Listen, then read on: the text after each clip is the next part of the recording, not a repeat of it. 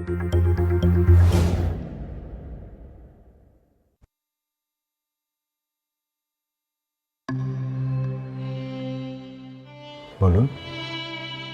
আপনার নাম কি মতিউর রহমান? হ্যাঁ, আমি মতিউর রহমান। বলুন, কিভাবে সাহায্য করতে পারি? আমার নাম মিহিন। মিহিন? মিহিন রহমান। বাবা, আম্মু তোমাকে বকতেছে, শুনে যাও তো কি বলে। তোমার মাকে রিমোটের সেটিংটা একটু বুঝিয়ে দাও তো মা, আমি আসছি। আমি পারবো না। হ্যাঁ, কি কি যেন বলছিলে? মিহিন, মিহিন রহমান। হ্যাঁ, বলো কি বিষয়ে এসছো? আপনি তো পেশায় একজন অ্যাডভোকেট, তাই না? জি, তুমি ঠিক ঠিকানাতে এসছো। বলো কি সমস্যা? এখানেই বলবো? আচ্ছা, না না না, ঠিক আছে, আসো ভেতরে আসো।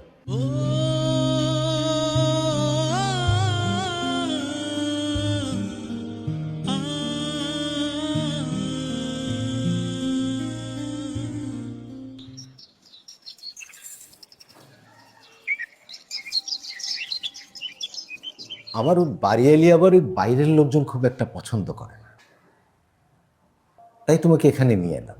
কিছু মনে করো না। আরে বসো।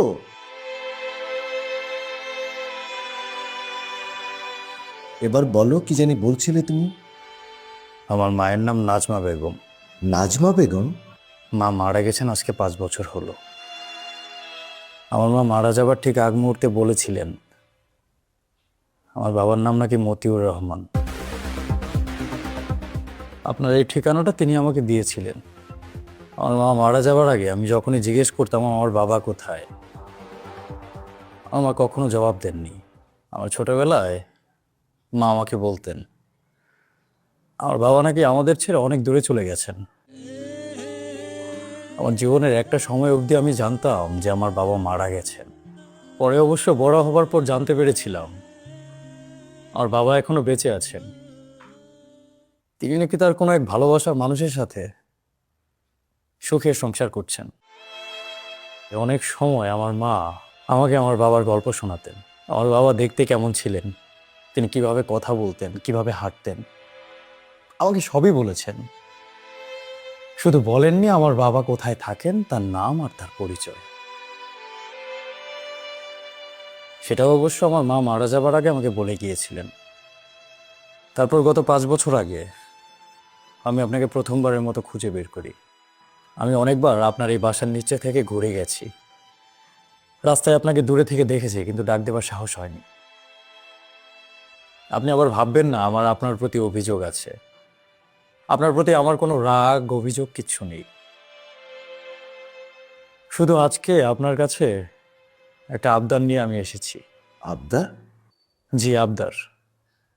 আমি তো জন্মের পর থেকে কখনো আমার নিজের বাবাকে দেখিনি। আমার স্কুলে আমার সব বন্ধুদের বাবা যখন তাদেরকে স্কুলে দিয়ে আসতেন, আমার সাথে কখনো আমার বাবা যাননি। গ্র্যাজুয়েশন কমপ্লিট করার পর আমার সব বন্ধুদের বাবা মা এসে সবাইকে মিষ্টি খাওয়াচ্ছিলেন, কিন্তু আমার পরিবার থেকে মিষ্টি খাওয়ানোর মতো সেদিন কেউ ছিল না। কারণ আমার বাবা সে তো অনেক আগে আমাদেরকে ছেড়ে চলে গেছেন। আর আমার মা আমার একমাত্র সম্বল, তিনি ছিলেন প্রচণ্ড অসুস্থ। কি থেকে যে আপনাকে কি বলে ফেলছি আমি নিজেই বুঝতে পারছি না। আমার কথায় কোনো ভুল থাকলে আপনি আমাকে ক্ষমা করে দিবেন। গত 5 বছরে আমার জীবনে অনেক চড়াই উতরাই গেছে। আপনি জানেন আমার জীবনের প্রত্যেকটা ভালো সময়ে, প্রত্যেকটা খারাপ সময়ে আমার আপনাকে পাশে পেতে ইচ্ছে করেছে। কারণ আমি তখন জানতাম আমার বাবা কে, আমি তার নাম জানতাম, আমি তার পরিচয় জানতাম। আমি চাইলে আমার বাবার কাছে ছুটে যেতে পারতাম, কিন্তু পারবো পারবো করে কেন যেন পারিনি। আমি 2 বছর আগে বিয়ে করেছি। 14 দিন আগে আমার প্রথম সন্তান হয়েছে। আমি ওর নাম দিয়েছি আবির, আবির রহমান। আগামী সপ্তাহে আবিরের আকিকার অনুষ্ঠান হবে। আমার না কেন যেন খুব ইচ্ছে আপনি আমাদের সেই অনুষ্ঠানে থাকবেন। আমি সবাইকে বলবো আমার ছেলের অনুষ্ঠানে আমার বাবা এসেছে। আপনি কি প্লিজ আপনার একটু সময় বের করে আমাদের অনুষ্ঠানে আসবেন? তোমার কথা শুনে যা বুঝলাম তাতে বোঝা যাচ্ছে তিনি আমার সন্তান। আমার জীবনের প্রথম সন্তান বলে। তোমার সাথে আমি যে বিরাট অন্যায় করেছি তাতে কোনো সন্দেহ নেই, তবে প্রত্যেকটা মানুষেরই নিজের কিছু গল্প থাকে, যার কারণে সে অনেক কিছু করতে বাধ্য হয়। না না, আমি বলেছি তো আপনার প্রতি আমার কোনো রাগ অভিযোগ কিচ্ছু নেই। আপনি শুধু আমার ছেলের আকিকার অনুষ্ঠানে আসবেন, এটাই আমার জন্য অনেক বড় পাওয়া। আমি আসতে পারবো না। আমি জানি আমি তোমার মায়ের সাথে যেটা করেছি খুব অন্যায় করেছি, কিন্তু এখন আমার নিজেরও তো একটা সংসার আছে। আবার এই পক্ষের স্ত্রী জানে না যে আমি এর আগেও একটা বিয়ে করেছি, সুতরাং কখনোই আমি তোমাকে তাদের সাথে পরিচয় করিয়ে দিতে পারবো না। আমি চাইলেও পারবো না তোমাদের ওখানে যেতে, যদিও আমি তোমার ছেলের অনুষ্ঠানে যেতে চাই, কিন্তু আমি এখন রিটায়ার করেছি। কোথায় যাই কি করি সবই আমার স্ত্রীর জানাশোনার ভেতরে। হঠাৎ অপরিচিত কোনো অনুষ্ঠানে গেলে সে যদি ওটা নিয়ে ঘাটাঘাটি শুরু করে, আমি বিপদে পড়ে যাব। বাবা, আমি বাইরে যাচ্ছি। আম্মুকে বলে দিবে যাতে চিৎকার চেঁচামেচি না করে, ফিরতে আমার একটু লেট হবে।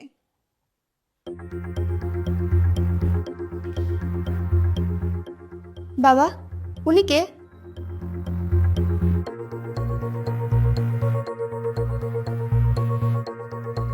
তুই চিনবি না?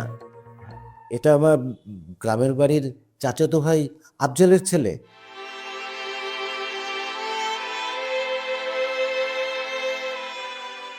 আচ্ছা ঠিক আছে, আমি বেরোচ্ছি।